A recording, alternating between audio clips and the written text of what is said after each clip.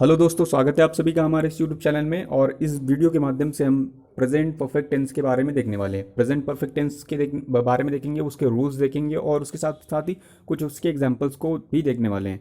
तो चलिए सबसे पहले आपको जो बता देते हैं कि प्रेजेंट परफेक्ट टेंस का बेसिकली यूज़ कहाँ पर होता है या फिर किस तरह समझेंगे, कहाँ पर प्रेजेंट परफेक्ट टेंस का इस्तेमाल करेंगे। तो प्रेजेंट परफेक्ट टेंस का इस्तेमाल वहाँ पर करेंगे, उन सेंटेंसेस में करेंगे जहाँ पर कोई काम कंप्लीट होगा, जहाँ पर कंप्लीशन शो की जाएगी। लेकिन कंडीशन ऐसी होनी चाहिए जो कंप्लीशन शो होगी, यानी कोई काम कंप्लीट होगा तो वो प्रेजेंट में होना चाहिए। जैसे मैं कहूँ कि राम घर पहुँच गया, तो देखिए राम घर पहुँच गया है तो इसका क्या मतलब हो जाएगा कि काम जो पहुँचने का है वो हो चुका है, तो उसको प्रेजेंट परफेक्ट टेंस में बना सकते हैं। ठीक है, या फिर किसी वर्ड के अंत में, किसी सेंटेंस के अंत में चुका है, चुकी हैं, इस टाइप के शब्द आ जाएं तो वहाँ पर प्रेजेंट परफेक्ट टेंस का इस्तेमाल करेगा, मतलब हुआ किया जाएगा। जैसे हम कहें कि राम ने अपना काम कर लिया है, तो क्या हो जाएगा, Ram has completed his work. तो इस टाइप के सेंटेंसेस जो है प्रेजेंट परफेक्ट टेंस में इस्तेमाल किए जाएंगे। सिंपली जो इसका सब्जेक्ट रूल होता है वो सब्जेक्ट पहले लिखा जाएगा, फिर हेल्पिंग वर्ब आएगी। हेल्पिंग वर्ब में हैव और हैज़ का इस्तेमाल होगा। हैव देखिए, याद करिए, हैव जो होगा वो प्लूरल के लिए होगा और हैज़ जो होगा वो सिंगुलर के लिए यूज इस्तेमाल होगा। और इनके बाद जो हमेशा वर्ब रहेगी वो की थर्ड फॉर्म होगी और ऑब्जेक्ट आएगा, फिर अदर वर्ड आएंगे। यहाँ पर एक एग्जाम्पल दिया गया, जैसे दिया गया है राम ने अपना पत्र लिख लिया है। अब देखिए राम ने अपना पत्र लिया है और यहाँ पर चुका है, चुकी नहीं है, फिर भी जो है ये परफेक्ट टेंस में है, क्योंकि यहाँ पर जो पत्र लिखने का काम था वो पूरा हो गया है। तो पहले सब्जेक्ट लिखते हैं, यहाँ पर रूल दिया है अकॉर्डिंग टू रूल। सब्जेक्ट पहले हो जाएगा तो क्या हो जाएगा, सब्जेक्ट राम हो जाएगा। फिर क्या हो जाएगा, हेल्पिंग वर्ब आएगी तो क्या हो जाएगा, राम के हिसाब से हेल्पिंग वर्ब हैज़ हो जाएगी। फिर वर्ब की थर्ड फॉर्म क्या हो जाएगी, राइट का हो जाएगा रिटर्न। फिर हो जाएगा other word that is object. Object में क्या है, पहले लेटर। लेटर से पहले देखिए यहाँ पॉजेसिव प्रोनाउन था अपना, तो ही के लिए अपना क्या हो जाएगा, हिज लेटर। ये इसका जो है सिंपली फ्रेम कर दिया गया है। नेक्स्ट जो रूल होते हैं या फिर और तरह के सेंटेंसेस होते हैं, इंट्रोगेटिव। और इंट्रोगेटिव में दो तरह के होंगे, जब क्या से शुरू होगा और फिर क्वेश्चन वर्ड के साथ शुरू होगा। तो क्या से शुरू होने वाला जो सेंटेंसेस होंगे, सबसे पहले उसमें सिंपली हेल्पिंग वर्ब का इस्तेमाल करेंगे, फिर सब्जेक्ट लिखेंगे, फिर वर्ब की थर्ड फॉर्म लिखेंगे, फिर ऑब्जेक्ट लिखेंगे। अगर देखिए यहाँ पर नहीं शब्द आएगा बीच में, तो यहाँ पर सब्जेक्ट के बाद हम नॉट लगा देंगे, तो ये हमारा निगेटिव बन जाएगा। जैसे यहाँ पर एक एग्जाम्पल दिया गया, क्या से दिया गया है, क्या शिक्षक पढ़ा चुका है। तो क्या से क्या हो जाएगा, क्या स्टार्टिंग में आया तो सिंपली हेल्पिंग वर्ब लिखेंगे। अब शिक्षक के हिसाब से हेल्पिंग वर्ब सिंगुलर होनी चाहिए, तो क्या हो जाएगा, हैज़।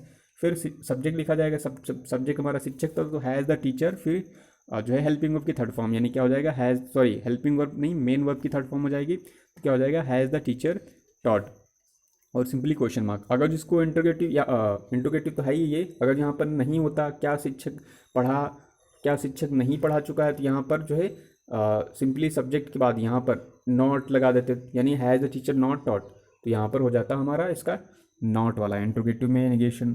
ठीक है, अदर वर्ड में कोई मतलब क्वेश्चन वर्ड जो आएंगे, क्वेश्चन वर्ड से बीच में स्टार्ट होगा, कोई क्वेश्चन वर्ड आ जाए तो उसका जो रूल होता है, सबसे पहले क्वेश्चन वर्ड को लिखेंगे, बाकी यही वाला ऊपर वाला रूल था, हेल्पिंग वर्ब हैव और है सब्जेक्ट प्लस वर्ब की थर्ड फॉर्म, ये इस्तेमाल करेंगे। ठीक है, अब जैसे यहाँ पर एक एग्जाम्पल लिखा हुआ है, आप देख सकते हैं यहाँ पर एग्जाम्पल में लिखा है, तुमने अकबर के बारे में क्या सुना है। अब देखिए क्या जो वर्ड है बीच में आया है, तो जब भी बीच में आएगा तो हमें उस वर्ड का इंग्लिश पहले लिखना पड़ेगा। ठीक है, अगर जो ये स्टार्टिंग में आ जाता तो हेल्पिंग वर्ब इस्तेमाल करते थे, लेकिन यहाँ बीच में आया, इसका मतलब इसके लिए हमें वर्ड का इस्तेमाल करना पड़ेगा। तो देखिए क्या का वर्ड हो जाएगा, वॉट। फिर क्या होता है, सिंपली हमें हेल्पिंग वर्ब इस्तेमाल करना पड़ेगा, हैव और हैज़। अब देखिए तुमने के हिसाब से क्या हो जाएगा, यू हो जाएगा, तो यू के हिसाब से जो हेल्पिंग वर्ब आएगी वो क्या हो जाएगी, हैव हो जाएगी, तो पहले हैव हो जाएगा। वॉट हैव, फिर आ जाएगा यू, सब्जेक्ट आएगा, देन सब्जेक्ट यू, फिर वर्ब की थर्ड फॉर्म आएगी, तो वॉट हैव यू हियर्ड। अब बचा हुआ था बारे में, अकबर के बारे में, तो what have you heard about Akbar, ये हो जाएगा। ठीक है, इस तरह के सेंटेंसेस को इजीली फ्रेम कर देंगे। अगर यहाँ पर लिखा होता तुमने अकबर के बारे में क्या नहीं सुना है, तो सिंपली नहीं वर्ड जो था उसके लिए यहाँ पर नॉट ऐड कर देते, यानी what have you not heard about Akbar, ये हो जाता उसका नेगेटिव में। ठीक है, अब इसका यूसेज आपको बता देते हैं। यूसेज जो रहता है कि कुछ वर्ड्स में इसका फिक्स रहता है। परफेक्ट टेंस का इस्तेमाल करते हैं प्रेजेंट परफेक्ट में, जैसे ऑलरेडी हो गया, रिसेंटली हो गया, जस्ट नाउ हो गया, सो फार हो गया, अप टिल और एवर हो गया। यहाँ पर कुछ एग्जाम्पल दिए हुए हैं, आप समझ सकते हैं इनसे। जैसे यहाँ पर एक एग्जाम्पल दिया है, ही हैज़ कम रिसेंटली, वह अभी अभी आया है। तो देखिए अभी अभी जो होता है वो काम तुरंत होता है, जो पूरा हो चुका होता है, इसलिए यहाँ पर परफेक्ट टेंस का इस्तेमाल करते हैं इस टाइप के सेंटेंस में। जैसे she has not gone yet, वो अभी भी नहीं गया है, तो इसका मतलब क्या हो जाएगा, शी हैज़ेंट गॉन येट। अब देखिए यहाँ पर कुछ सेंटेंसेस और लिखे हैं, जैसे मैं शिक्षक रहा हूँ। तो जब कोई चीज़ आप रह चुके होते हैं या उस चीज़ को कर चुके होते हैं, तो वहाँ पर भी इस सेंटेंस का फ्रेम करते हैं।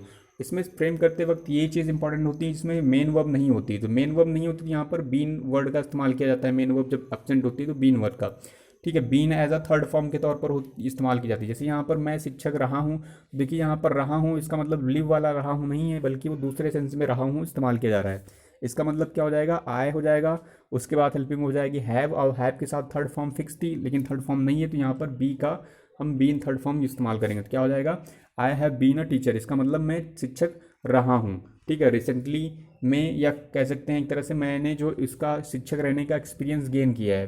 तो यहाँ पर इस टाइप के सेंटेंसेस को फ्रेम करने के लिए भी रहा है, सॉरी मेरा मतलब है प्रेजेंट परफेक्ट टेंस का इस्तेमाल किया जाता है। जैसे मैं अमेरिका में रहा हूँ, अब देखिए यहाँ पर भी एक रहा हूँ वर्ड का इस्तेमाल किया गया है। तो यहाँ पर जो रहा है वहाँ रहा का मतलब लिव के सेंस में है, तो यहाँ पर सिंपली हम वर्ब ऐड कर सकते हैं, क्योंकि रहा का सेंस भी है और रहा मतलब लिव वाला है, और यहाँ पर वर्ब भी मिल जाएगी। तो I have lived in USA, मैं यूएसए में रहा हूँ, ठीक है। अब जो सिंपल कह सकते हैं, सिंपली कह सकते हैं, जो प्रेजेंट परफेक्ट टेंस होता है वो जो है सिंस और फॉर के साथ में इस्तेमाल भी होता है, और प्रेजेंट परफेक्ट टेंस सिंस और फॉर के साथ होता है, और सिंस और for present perfect continuous tense में भी होता है, ठीक है। तो ये सिंपली याद रख लिए कि इस टेंस में भी इस सिंस और फॉर का इस्तेमाल करते हैं, ठीक है। जैसे यहाँ पर हो जाएगा Mohan has been ill since Monday, Mohan सोमवार से बीमार है। अब देखिए यहाँ पर भी देखिए रोहन लिखा था, रोहन के बाद हेल्पिंग वर्ब हैज़ आ गई। अब देखिए यहाँ पर बीमार था, कोई वर्ब नहीं थी, इसलिए बीन का इस्तेमाल किया गया है। Rohan has been ill since Monday. अब देखिए सिंस उन शब्दों के इस्तेमाल या फिर उन शब्दों के इस्तेमाल से पहले लगाएंगे जहाँ पर हम किसी चीज़ को काउंट कर सके। जैसे हम बता सकते हैं कि मंडे से बीमार है तो कितने दिन हो गए होंगे, पार्टिकुलर जब जो है टाइम आ जाएगा, कोई मेंशन कर दिया जाएगा स्पेशल, तो वहाँ पर सिंस हो जाएगा, सिंस 2 डेज, ठीक है। सॉरी सिंस हम कह सकते हैं, सिंस एक तरह से मंडे हो जाएगा, सिंस ट्यूसडे हो जाएगा, सिंस जनवरी हो जाएगा, सिंस कह सकते हैं, सिंस इस टाइप के, या फिर सिंस कोई भी ईयर दे दिया जाए तो वहाँ पर सिंस हो जाएगा। और जो फॉर रहेगा, जो फॉर पीरियड ऑफ टाइम के लिए इस्तेमाल होगा, जैसे फॉर 2 डेज, 2 डेज हैं कौन से हैं, आगे के पीछे के, कह सकते हैं एक तरह से किस मंथ के हैं, तो कुछ भी पता नहीं चलेगा जहाँ पर, वहाँ पर फॉर का इस्तेमाल किया जाएगा, ठीक है। नेक्स्ट एक ऐसे ही लिखा हुआ है यहाँ पर, एक एग्जांपल और दिया गया है, he has lived in Mumbai since 2006। अब देखिए इसको आप प्रेजेंट कॉन्टिन्यूअस टेंस में भी बना सकते हैं। जैसे प्रेजेंट कॉन्टिन्यूअस में बनाएंगे तो क्या हो जाएगा, he has been living in Mumbai since 2006। और इसमें परफेक्ट टेंस में भी ऐसे ही बनाया है, he has lived in Mumbai since 2006, तो इसमें भी सही बना हुआ है। फिर आप एक और देख लीजिए, तुमने अपना खाना खा लिया है। तो कुछ ऐसे सेंटेंसेस को बनाने के लिए सिंपली इस्तेमाल करते हैं हैव। अब देखिए तुमने अपना खाना खा लिया तो क्या हो जाएगा, you have had your food. अब देखिए हैड क्यों लिखा गया है, हैड तो खाना मतलब नहीं होता, लेकिन हैव और हैज़ का और हैड मतलब हैव और हैड, ये थर्ड फॉर्म होती है हैड हैड।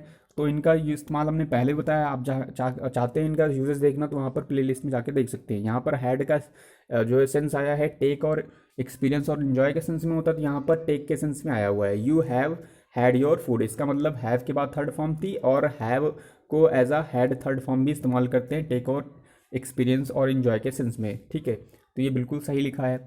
फिर यहाँ पर एक चीज़ और बताया गया है कि जब से यहाँ पर एग्जाम्पल दिए गए हैं, आपको यहाँ पर कुछ एग्जाम्पल्स एक्सरसाइज करनी है, ठीक है। जैसे यहाँ पर दिया गया है, ये सेंटेंस दिया गया है, इसको फ्रेम करना है। तो सेंटेंस कुछ इस तरह दिया गया है कि उसने अपना काम पूरा कर लिया है। तो क्या हो जाएगा, ही और शी दोनों लगा सकते हैं। ही उसके साथ हो जाएगा has, he has completed his work, ये इसका हो जाएगा, ठीक है। यहाँ नॉट लगा होता तो यहाँ पर हम सिंपली ही हैज़ नॉट यहाँ लगा देते तो यहाँ पर इसका सेंटेंस बन जाता। नेक्स्ट जो हमारा एग्जांपल है वो देख लेते हैं, क्या तुम बाजार जा चुके हो। अब देखिए क्या वर्ड स्टार्टिंग में आया है, जिसका मतलब हमें हेल्पिंग वर्ब लिखनी पड़ेगी। तुम के हिसाब से क्या हो जाएगा, हैव। तो क्या हो जाएगा, हैव, एक मिनट हम यहाँ सही से लिख रहे हैं, क्या हो जाएगा इसका,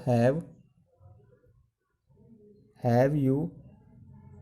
अब देखिए क्या तुम बाजार जा चुके हो, तो have you gone to market, ठीक है। क्योंकि मार्केट जा रहे हैं तो मार्केट में जो सेंस के लिए जाते हैं वहाँ पर उसी सेंस के पर्पज़ के लिए जाएंगे, तो वहाँ पर कोई एडजेक्टिव और सॉरी कोई आर्टिकल नहीं लगाएंगे, इसलिए दा मार्केट नहीं हुआ है। नेक्स्ट यहाँ पर एग्जांपल दिया गया है, क्या तुम क्या अब उसकी आदत कर चुके हो, तो तुम क्या उसकी मदद कर चुके हो। तो देखिए यहाँ पर क्या वर्ड आया है लेकिन क्या बीच में आया, इसका मतलब इसका इंग्लिश बनाना पड़ेगा हमें स्टार्टिंग में। तो देखिए क्या बना, हम इसको यहाँ पर ऐसे बना सकते हैं, वॉट, तुम क्या उसकी मदद कर चुके हो। देखिए यहाँ पर जो क्या वर्ड है इसका बीच में रखकर यहाँ पर वॉट से सेंटेंस ही नहीं बनेगा। आप बना के ट्राई कर लीजिए, लेकिन नहीं बनना है, इसलिए हम क्या करेंगे, इसका सिंपली ये वाला फॉर्म में बनाएंगे, क्या तुम, तो क्या तुम में क्या हो जाएगा, you have you helped his, have you helped him, have you helped him, क्या तुमने उसकी मदद कर चुके हो। ठीक है। नेक्स्ट हमारे पास एग्जांपल है एक, राम ने क्रिकेट क्यों नहीं खेला। अब देखिए राम ने क्रिकेट क्यों नहीं खेला, तो क्यों नहीं का इंग्लिश क्या हो जाएगा, सबसे पहले क्यों का इंग्लिश हो जाएगा वाई। ठीक है, वाई राम, वर्ब की थर्ड फॉर्म आ जाएगी, सॉरी वाई राम नहीं होगा, यानी क्वेश्चन वर्ड के बाद सबसे पहले हेल्पिंग वर्ब होती है, तो राम के हिसाब से क्या हो जाएगी, वाई हैज़ राम। अब नेगेटिव है तो इसीलिए नॉट आ जाएगा, वाई हैज़ राम नॉट। अब क्रिकेट क्यों नहीं खेला, खेला इसका मतलब क्या हो जाएगा, why has Ram not played cricket, तो यहाँ पर प्लेड हो जाएगा और नेक्स्ट यहाँ पर क्रिकेट हो जाएगा। ठीक है, यहाँ क्वेश्चन मार्क हो जाएगा।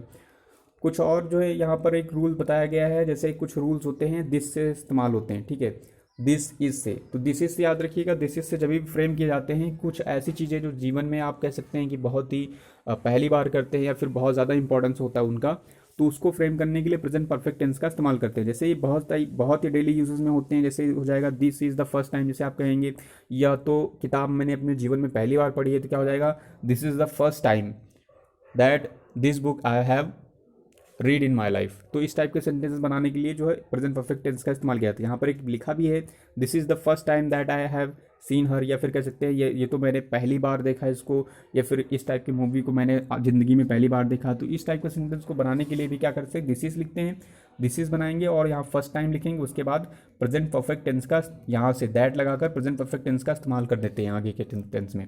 सो आई होप आपको ये वीडियो पसंद आया होगा। अगर हमारा वीडियो पसंद आया तो इसे शेयर और सब्सक्राइब करना ना भूलें। Thanks for watching this video.